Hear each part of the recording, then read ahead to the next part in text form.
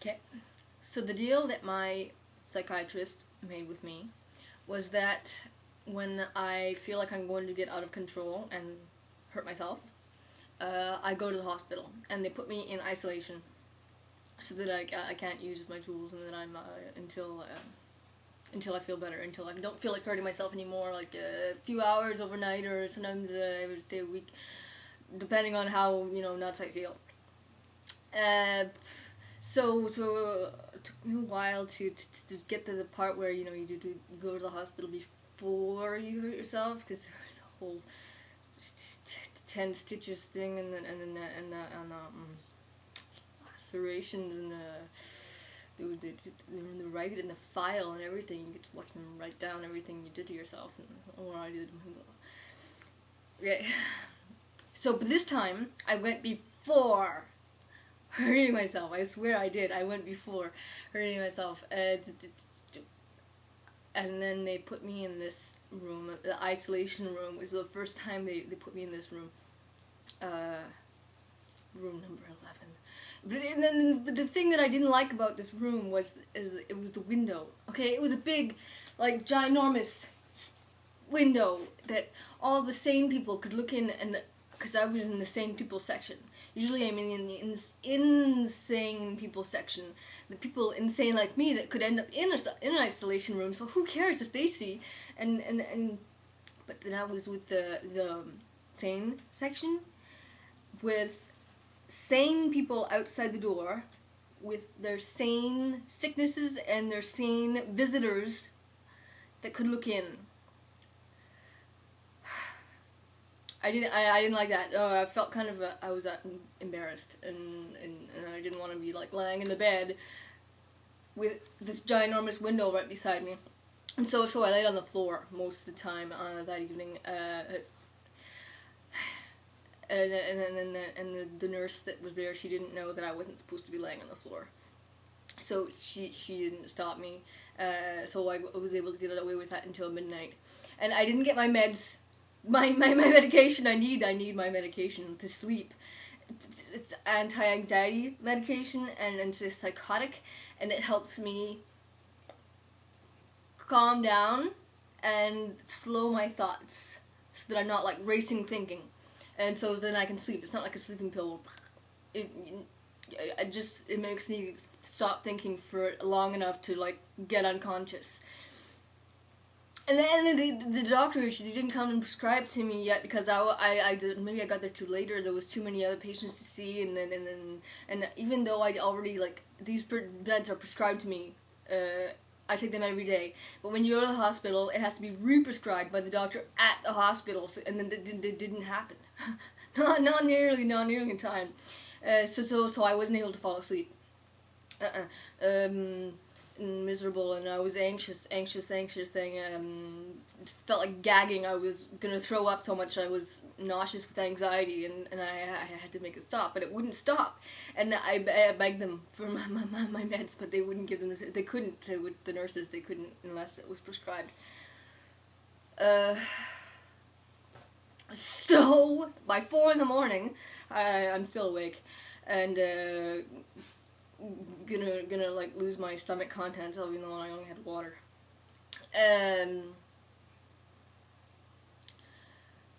So I decided at that point that I was gonna fix it myself, and I fixed it. But then they never would look in. I could spend like an hour on the floor and they were never looking in, and then the nurse, he looked in at the exact wrong time. I was fixing the problem, and then he looked in and caught me literally red-handed. I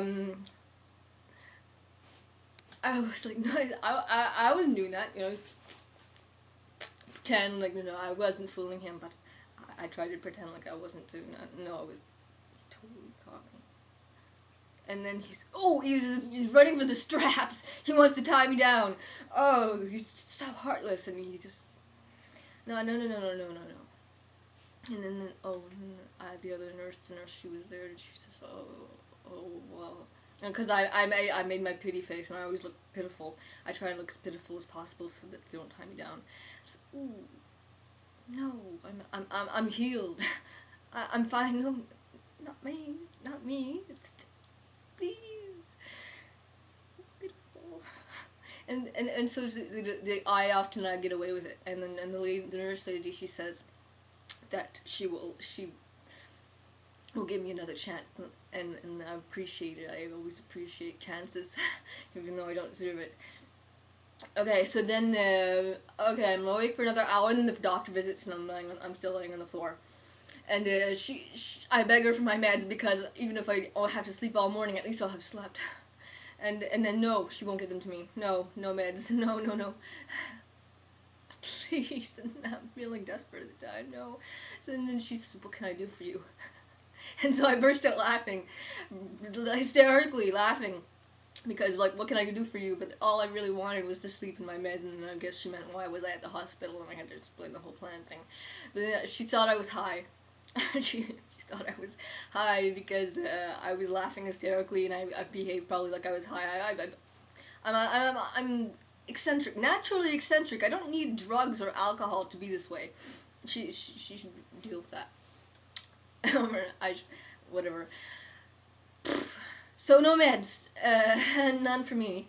And then I was awake until 6, and finally I managed to fall asleep from 6 to 8. That was quality sleep. And then I begged to be let go. I said, I'm fine. I can go now. I don't want to hurt myself anymore. So they consulted, and okay, you can go. So and then afterwards I had an appointment with my shrink, my psychiatrist, in the afternoon at 1:30. And this other thing, see, I was telling her everything that I'm telling you guys, like, right now, except that she's never seen me talking like this. She's very, very quiet. And, she hasn't seen me really talking about, like, really detailed thoughts, or, like, I have a strong imagination, whatever, so, and so I'm telling her all this, and I'm saying about the big window. How I felt like a pig with 3 heads at the circus, where people have to pay $1 to look in the window and see the freaky pig, and I felt like I was on display. Like, it was embarrassing. So I was talking about the pigs, and then she said, stop talking. It feels like you're putting on a show, and then I said, what, a show? Then I had to put on my thinking face, and I was like, putting on a show. No. I'm just telling you what I was thinking and feeling and what happened. How is that putting on a show? I'm just like this. And she says, well, I've never seen you like this. Well, this doesn't mean I'm not like this. Ask so and so and so and so. I have to get to know a person before I start yakking away. Before I want to shut up. And okay, so then I left, and it was really bothering me, because I felt like if I'm putting on a show, that means my entire life I've been putting on a show, because I've always been like this. And has my entire life been a show? Am I like a fake?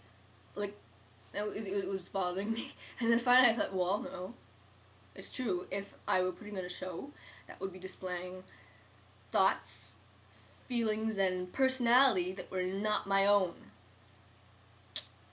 And that wasn't the case, because it's just how I think. What's wrong with that? And it's how I talk.